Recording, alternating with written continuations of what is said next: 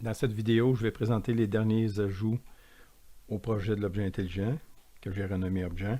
Je vais présenter l'uniformisation de la navigation entre les pages pour les capteurs, l'uniformisation des noms des fichiers aussi. Maintenant, on peut choisir un canal pour le ESP8266. Et puis, il y a le module de gestion de l'écran de couleur TFT SPI avec ses nouvelles commandes. Si je me connecte, après de l'avoir programmé, je suis connecté. Donc, on a une nouvelle page de présentation. Je peux naviguer avec réseau, paramètres comme d'habitude et l'interface de commande en ligne. Le capteur DHT22, mais en plus, il y a deux autres pages de capteurs à rajouter. Donc, si je reviens pour voir la page DHT22, je vais inspecter, voir ce qui se passe en même temps. Je vais partager ma page. Je fais comme ça. Je vais me mettre en console. Je vois que je reçois beaucoup de messages. Si je reload la page, donc j'ai demandé de reloader, j'ai demandé la dernière valeur qui s'est affichée. Même chose si je charge la page jauge, j'ai fait une requête pour obtenir la dernière valeur au niveau des jauges. Si maintenant je vais au niveau du graphe, j'ai demandé l'historique. Le ESP8266 a fourni le message d'historique et ça s'est affiché dans le graphe. Maintenant, si je reviens Home, je peux aller au capteur BME 280. Donc, il a demandé une requête pour les dernières valeurs. On a trois valeurs. On a aussi les kilopascals. Les jauges, j'ai une requête pour recevoir les jauges. Je reçois les valeurs, sont modifiées. Le graphe, j'ai demandé au ESP l'historique. Il m'a retourné l'historique sous forme JSON et ça s'affiche. Les nouveaux points sont ajoutés. Donc, ce qu'on voit, il y a des grandes variations, c'est pas vraiment des grandes variations. L'échelle ici entre 25 et 24 au niveau de l'humidité. Donc la pression est assez stable à 99,3 et la température a des petites variations de, si on a de 30 à 29. Oh, il fait chaud aussi. Ce qui peut arriver aussi, c'est au niveau du capteur BME, il est monté sur la carte. Okay. Et il se peut que ça chauffe un peu. Autre point aussi, si on demande des mesures trop fréquentes au niveau du capteur, ça se peut qu'il s'échauffe et il nous donne des valeurs erronées. On peut aller voir si ça fonctionne avec Edge. On voit la même adresse, objet. C'est un peu plus gros en termes de présentation. Ça prend un certain temps à charger. Il me donne les dernières valeurs. Je reviens sur Home. Je demande le BME. Les dernières valeurs, les jauges, le graphe, Home, le DS1820. J'ai seulement deux capteurs d'utiliser, donc c'est pour ça que les deux autres donnent un message undefined. Les deux jauges qui sont connectées. Le graphique. Voilà pour la présentation des nouvelles pages. Maintenant, si on regarde dans le code, au niveau de l'uniformisation des noms, c'est dans les files. Maintenant, ce qu'on va voir, c'est que on a la page BME. Ça, c'est pour les valeurs numériques et son script qui a le même nom. Ensuite, la page du graphe, de l'historique et son fichier script. La page des jauges, son fichier script. Même chose pour le DHT22, la page HTML, son script. Le graphe DHT22, son script. La page des jauges DHT22, son script. La page DS1820, son script. L'historique DS20, son script. La jauge et son script. Donc si je reviens, le choix du canal, puis le module de gestion de l'écran. Le choix du canal, c'est tout simplement au niveau de l'application. On a changé le Wi-Fi Access Point pour utiliser le canal. C'est 5, parce qu'on a une définition du canal ici. Donc on peut changer la valeur du canal pour utiliser un canal moins utilisé dans l'environnement où vous travaillez. Vérification des fonctionnalités de l'afficheur graphique.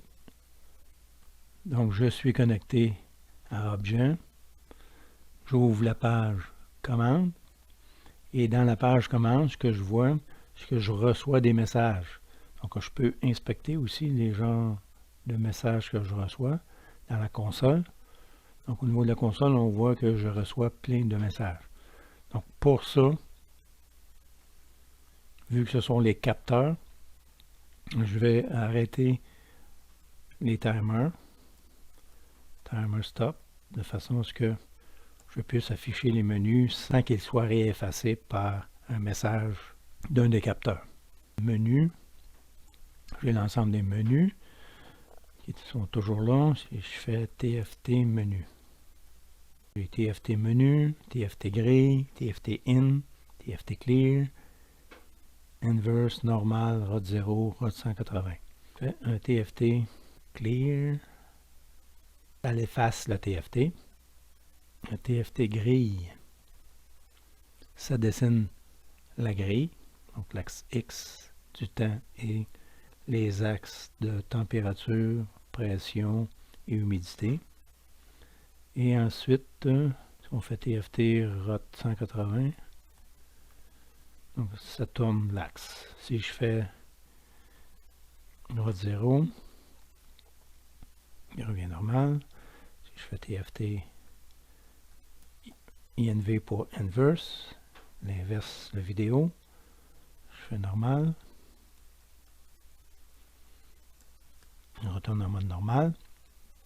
Je peux également, si on regarde le menu, TFT menu, je peux insérer des points. Donc si je fais TFT in avec 16,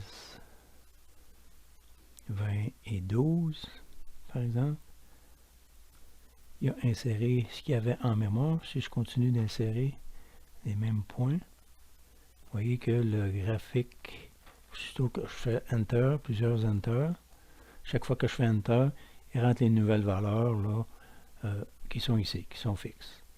Ça ici, ce sont les mesures que la minuterie a envoyées. Donc au niveau de la minuterie, là, si je regarde les nouvelles fonctions, c'est timer menu, timer TFT sim, Enter, la simulation est on, et là, il va générer des valeurs de simulation pour la température, l'humidité et la pression. Donc on voit ici, c'est affiché la température en haut, en degrés C, l'humidité en pourcentage, et les graphiques sont associés aux couleurs. Donc ce qu'on voit moins bien, c'est le jaune, on a le vert, et puis le bleu. Donc si on veut arrêter la simulation, c'est une bascule. Donc on redonne la commande TFTSim. Voilà pour l'afficheur. Pour le code de l'afficheur, c'est tout simplement un tableau de valeurs. Donc pour faire un décalage, il faut bien sûr effacer les valeurs qu'on avait dans le tableau avant. Donc le point par exemple qui est ici doit être effacé. Et ensuite, on le décale dans le tableau et ensuite on le réaffiche. C'est ce qui nous permet de faire décaler l'image à l'écran. Présenter le fonctionnement du code JavaScript dans les pages web avec Firefox. Si je vais chercher une historique, par exemple, le DS20,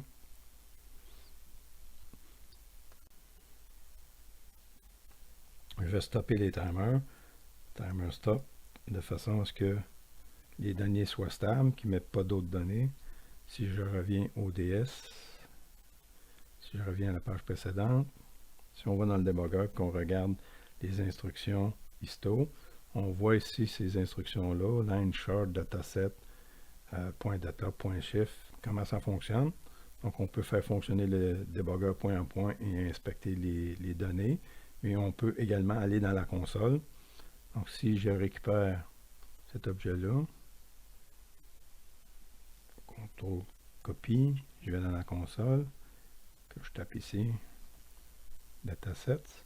Donc il me dit que j'ai 4 datasets qui correspondent aux 4 sondes. Maintenant, si je veux voir les données d'un dataset en particulier, par exemple l'indice 0, le premier dataset, point data, j'obtiens les données du premier dataset. Donc j'ai à l'intérieur 24 données de 0 à 23. Et j'ai des fonctions pop, push, shift, slice, unshift que je peux utiliser. Dans le code ici, j'ai utilisé les fonctions shift et push. Donc allons voir dans la console cet effet-là. Donc je reprends mon tableau. Je veux shifter toutes les données. Donc je fais point shift. Vu que c'est une fonction, je mets en parenthèse. Je fais enter. Donc ça m'indique ici que j'ai un objet qui est out. Donc il a sorti cet objet-là. Donc si je compare maintenant les données du premier dataset, que j'affiche ça, maintenant j'en ai seulement 23. Donc si je regarde ici, dans 24, cet élément-là, 0, 1, 11, c'était l'élément 0. Donc c'est l'élément 0 qui était sorti du tableau, qui n'existe plus maintenant dans ce tableau-là. Si je fais un push maintenant, contrôle copie, je fais un push, mais il faut que je donne une information, qu'est-ce que je veux pousser à l'intérieur. Donc je vais aller prendre par S oblige un élément ici. Contrôle copie des données. Donc si je viens ici, que je mets ça dans le shift, donc je vais pousser cette information à l'intérieur. Voilà. C'est un push que je voulais faire. Donc j'ai shifté. En faisant un shift, j'ai perdu mon autre élément. Donc c'est pas la bonne instruction que j'ai donnée. Il fallait que je fasse un push. Contrôle copie. Puis ici, je vais faire un push. Donc le shift ne prend pas d'argument. Push 16.6 timestamp 26 comme ça. Intérieur, donc je suis rendu à 23 éléments. Je peux refaire ça, pousser un autre élément.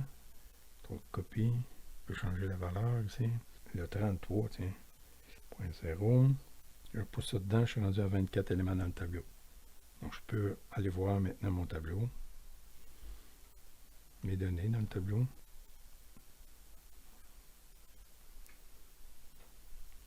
Les éléments rentrent dans le tableau par 23 et sortent par 0. Donc les deux derniers que j'ai rentrés, c'est ceux-là. Et ceux qui ont été éjectés sont sortis par là. On pourrait expérimenter les tableaux dans JavaScript. Voilà pour les instructions utilisées dans la manipulation des tableaux. Donc si j'ouvre Notepad et que je vais chercher le fichier index.html par exemple, un fichier qu'on voudrait modifier, je prends celui-là, j'ouvre, donc ça c'est le fichier correspondant à la page index de départ ici. Supposez que je veux changer ça ici. Donc Notepad++, si vous installez le plugin NPPFTP, on va pouvoir se connecter sur l'ESP. Donc c'est si vous avez changé l'utilisateur et le mot de passe, vous prenez votre nom d'utilisateur et votre mot de passe. Ici, le mot de passe est 1, 2, 3. Je suis connecté maintenant. On voit le système de fichiers. Et si je vais changer quelque chose au niveau du document, donc on avait réseau ici en H1, il faut sauver. Ensuite, on upload. Donc on voit en bas ici, ça c'est téléchargé. Si je reviens à le Furteur, je demande de reloader la page, les réseaux, c'était modifié. Donc Notepad++ a un environnement un peu plus convivial que WinSCP. On voit mieux le contenu du fichier avec un Notepad++. Je vais vous présenter mon compte rendu. Donc si on regarde les tâches qu'on avait accomplies pour le projet, donc c'est à partir du cahier des charges, il a fallu choisir la puce, choisir le framework, SMAIN, installer le système de développement, choisir des composants, commander les composants, tester les composants avec les librairies de SMAIN.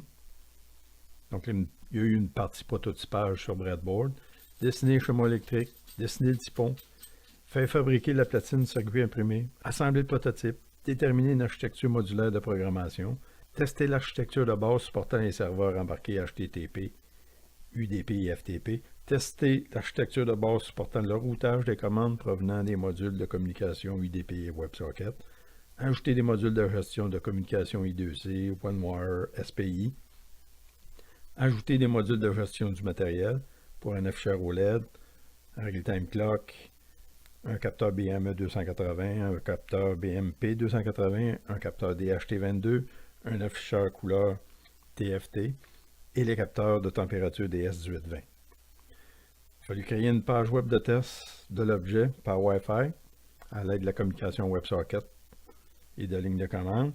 Il a fallu créer des pages web en HTML5 de présentation des données des capteurs, créer des scripts en JavaScript pour mettre à jour automatiquement les données des pages web. Donc pour la première partie, c'était des tests de faisabilité. Donc installer le système de développement pour voir si on était capable de programmer et télécharger. Donc un exemple, c'était une application simple, Basic Blink. Ensuite, il a fallu tester les modules logiciels avec des exemples de SMING. Donc, est-ce que les modules HTTP, Network Config, le mode station, le mode point d'accès, le mode serveur UDP, si ça, les exemples SMING fonctionnaient. Ensuite, il a fallu tester les modules matériels avec des exemples SMING. Donc, il y avait des exemples pour I2C Scan, DHT22, Real-Time Clock, OLED, BMP, les DS1820, l'afficheur. Tous ces tests-là ont été effectués à partir d'une plaquette de montage. Donc, on a un exemple ici au niveau du ESP. C'est un ESP 8266 ici, sur un module Node MCU. Donc, ça comprend tout simplement l'ESP et l'USB TTL qui est compris.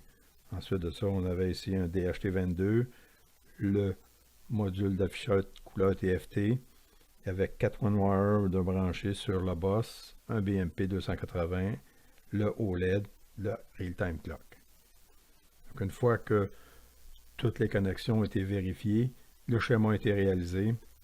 Ensuite, le dessin du circuit imprimé a été réalisé. Ensuite, c'était fait fabriquer. Pour la programmation sur l'ESP, c'était fait en C et en C++. Une partie de la programmation était faite sur la plaquette de montage. Et par la suite, lorsque j'ai reçu le PCB, j'ai continué à faire la programmation à partir du PCB. Donc l'autre volet de programmation, c'était de réaliser des pages HTML5 et des fichiers script en JavaScript qui étaient destinés aux furteurs qui se connectent sur le SP8266. Donc lorsque un furteur se connecte sur l'objet, celui-ci sert la page HTML demandée et dans l'entête de ce fichier-là, il y a les autres fichiers qui sont requis pour l'application web. Le furteur effectue alors automatiquement les demandes pour télécharger tous ces fichiers.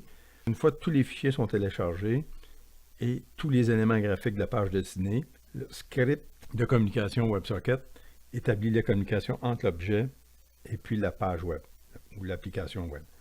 Donc l'objet transmet alors des données issues des capteurs selon les minuteries programmées. Une page HTML est prévue pour transmettre des lignes de commande à l'objet afin de tester et de modifier son comportement. Donc c'est la page JLC.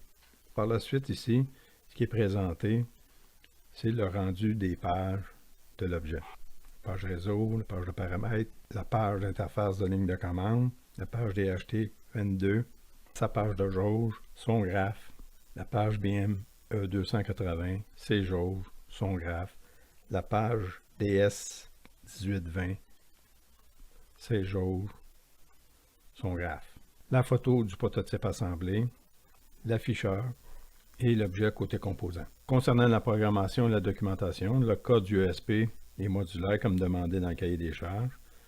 Puis, par la suite, si on veut ajouter ou retirer un module, on doit ajouter ou retirer le fichier de programmation du module dans le dossier APP, son fichier d'entête dans le dossier include. Il faut enlever ces références d'include dans l'application.cpp, dans routeur.cpp et dans minuterie.cpp. On doit retirer sa fonction d'initialisation dans init module qui se trouve dans application.cpp.